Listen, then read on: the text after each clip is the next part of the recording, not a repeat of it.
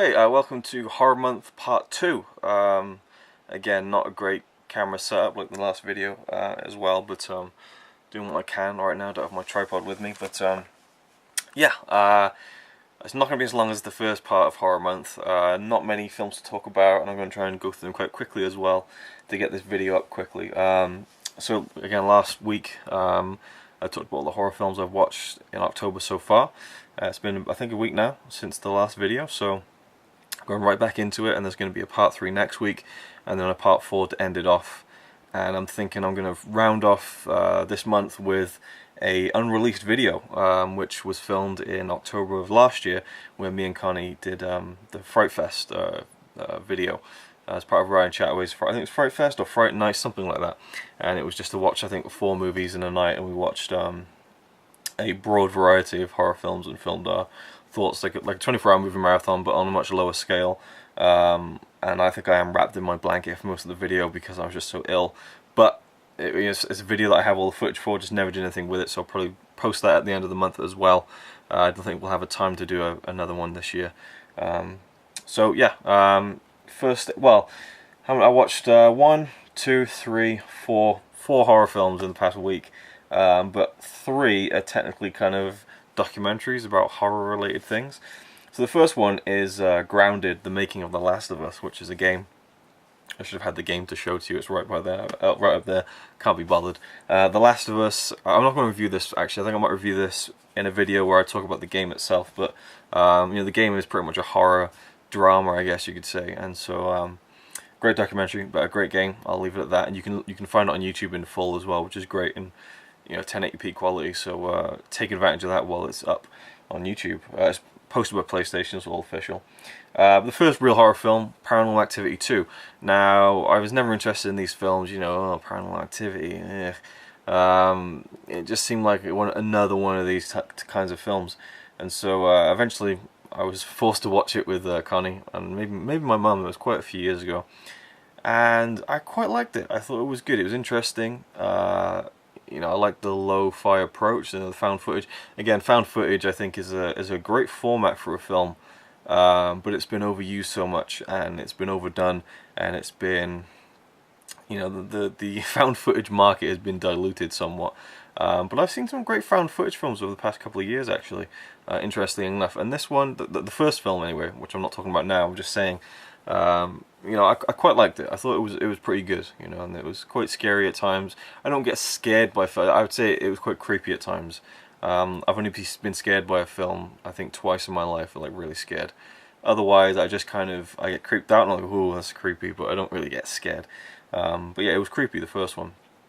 And then the third one came out in the cinema. When was that? I don't know, 2011, I think. And we went to see the third one. I really was against it because I hadn't seen the second one. I hate watching series out of order. Hate it. But we decided to watch it, and it was a prequel anyway. So, it goes back to, I think 20 years before the first one, something like that.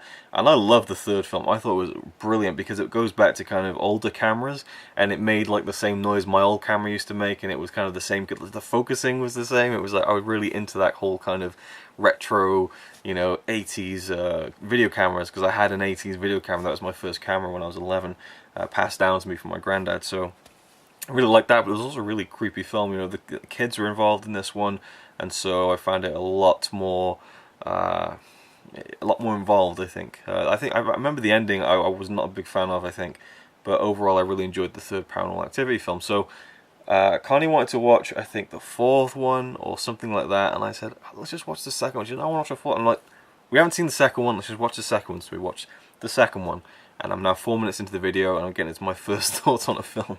That's me, always beating around the bush, but we're finally here now, on point. Paranormal Activity 2. I really liked it. I actually really enjoyed it, and I kind of feel like my reasons for enjoying it are kind of superficial. I just really like the house that this family were in. I was like, I really want a house like that with a pool that looks that cool at night. And this film was really repetitive. There was a lot of it would just go back to the same establishing shot of the pool at night, and then for the kitchen looking into the living room looking to the kitchen, and lots of silence and dead air. I kind of found it was effective and almost hypnotic at times. And yeah, you are kind of sitting there just looking for what's going to happen next, what's going to move, or whatever. And it was a very slow build, a very slow pace to it. But I just enjoyed the family. I've read reviews where people say the family was like, you know, one-dimensional and stereotypical and badly acted. Well, I really bought it. I really did. And you know, you have the security camera setup, which made it a bit more interesting, I think. Because they had security cameras set up around the house. I like the fact that, you know, some of the characters were more receptive to the idea of it being a supernatural thing, whereas the father was very, you know, just the dynamics going together.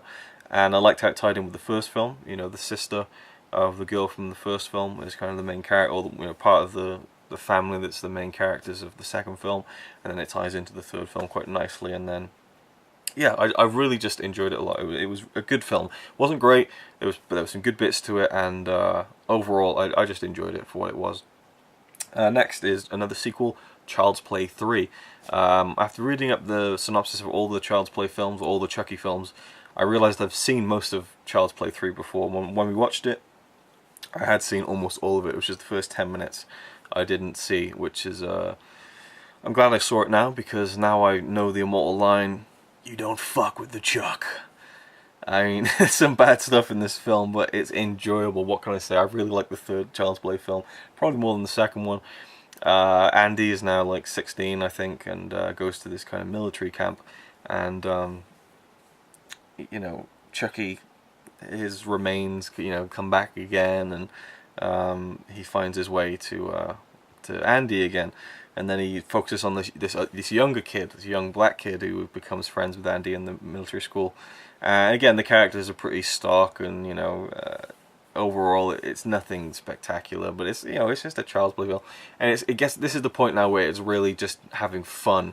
You know, that Chucky, it's like you're waiting for Chucky to come out and say something funny and have a one-liner and kill someone in a gruesome way. And there is a charm and enjoyment to that side of the series. You know, the first film is always going to be the best, I think, but the third one, it's just enjoyable. It's not a good film, but it's an enjoyable one, and you know, I just really enjoyed it for what it was. And overall, yeah, I could definitely see myself watching it many more times in the future with all the films, really.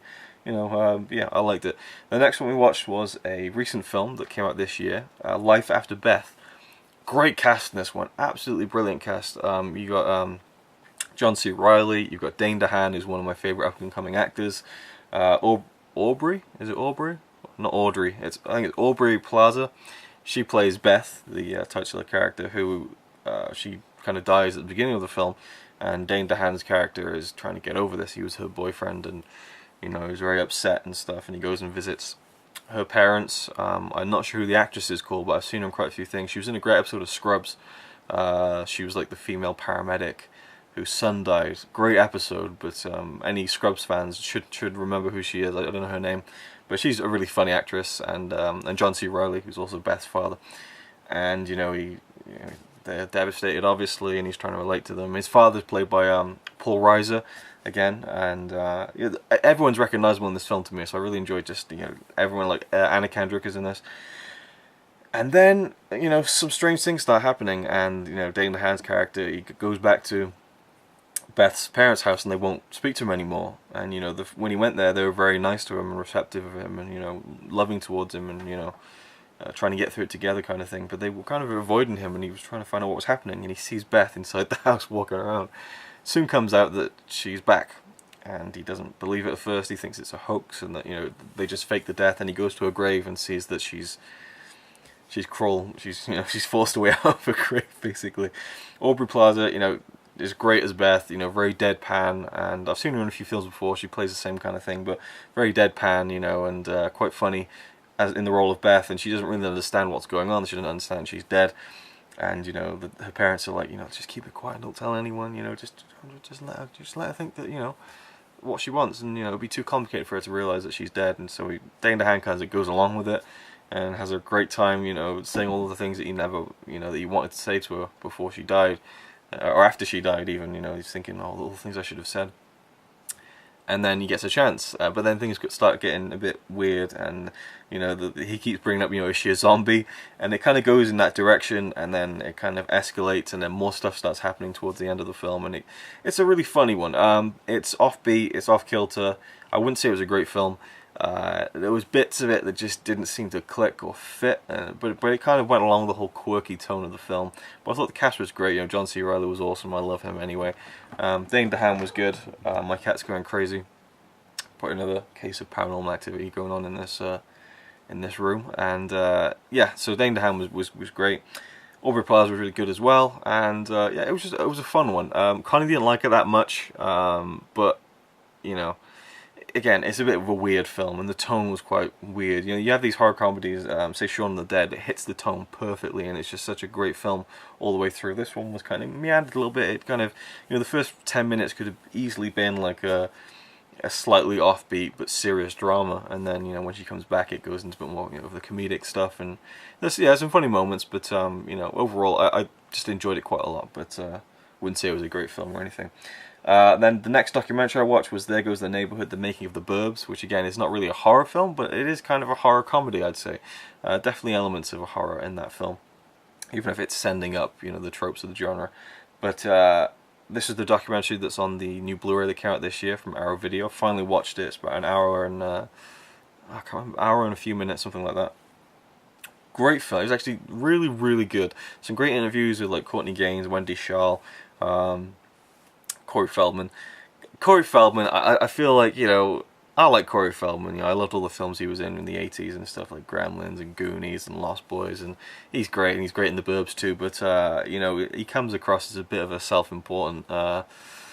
I met him a couple of years ago actually, and he was pretty cool, but you know, he gets to a point where he's like, oh, you know, he was basically insinuating it was a step down for him to do The Burbs at that point in his career because he wasn't in a starring role.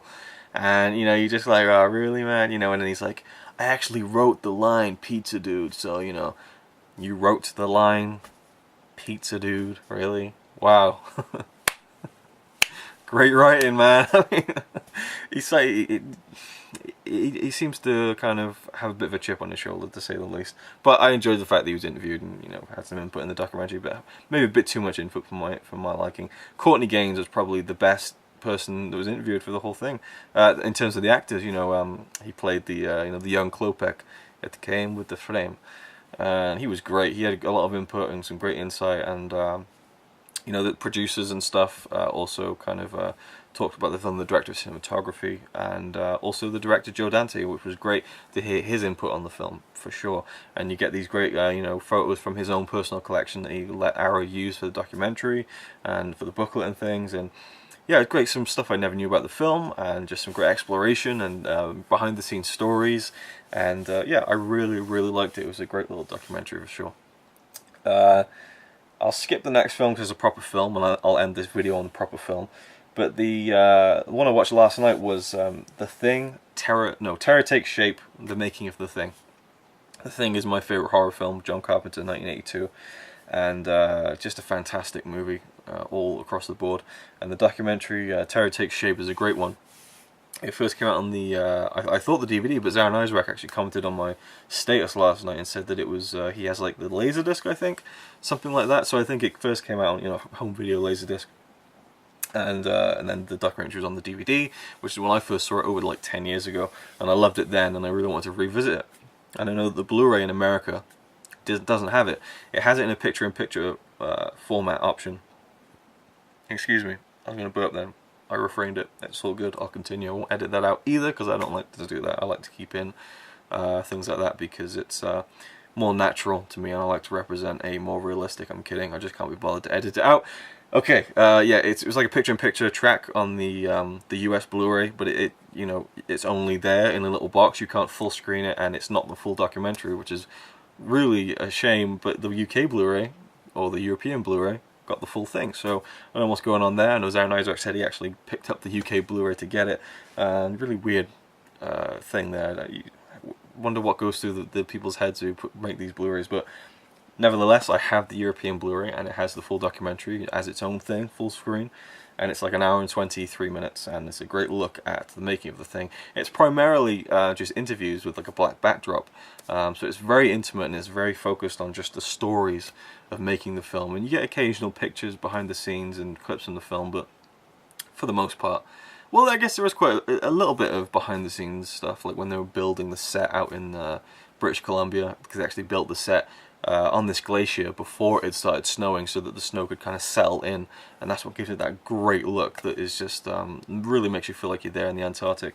But lots of input from John Carpenter. I loved hearing his thoughts on, you know, adapting not only the original film, The Thing, but also the short story the first Thing film was based on, and so you know, kind of took more from the original short story and the kind of shapeshifter as opposed to just having a guy in a suit being the Thing. A lot of input as well from Rob Putin, I think, or Potin, something like that. Botin maybe? Oh, I don't know. I've forgotten his name, but either way, he was very young when he did all the effects for the Thing, but he worked himself ragged like over a year. You know, he didn't like have a day off in like a year and 5 days or something like that, something crazy like that, and really put his whole soul into like all the special effects and stuff. A crazy story about one of the prosthetics blowing up because all this gas was filling up in the set. So yeah, it's a great documentary again that's really just based on the actors and the people who made the film talking about it. You know, Kurt Russell's there, all the actors are there. The guy who plays Norris has a lot of input as well, and I think he passed away like not long after the documentary was made. I think in 97, 98, something like that. So it was good that he at least got to be involved in the documentary. But if you're a fan of the movie, it's a must-watch and a great documentary about a great film. Finally, what I watched a few nights ago was Body Bags. John Carpenter presents Body Bags. This was originally like a TV movie. I think it was designed as like a pilot for kind of what would be an ongoing series, but it didn't get picked up. And Body Bags basically comprises of three short stories, well, not short, yeah, short stories, I guess. 3 stories that are about half an hour each, and directed by different directors. Or, well, yeah, I guess 2 different directors. There's Gas Station, which is directed by John Carpenter. There's Hair, which is also directed by John Carpenter, and then the film ends with I think it's called, just I, directed by Tobe Hooper, who directed Texas Chainsaw Massacre, and of course John Carpenter did Halloween and The Thing, and so you have these 2 esteemed horror directors joining forces to make this anthology film, with also, you know, cameos from other horror directors. In Gas Station we see Wes Craven playing a part, Sam Raimi plays a part in that as well, so there's a lot of Tobe Hooper appears in the film. So it's a very horror director kind of you know, pleasing thing. If you're a fan of horror directors, you'll really like it. But in essence, it's a cheesy kind of Tales from the Crypt kind of thing.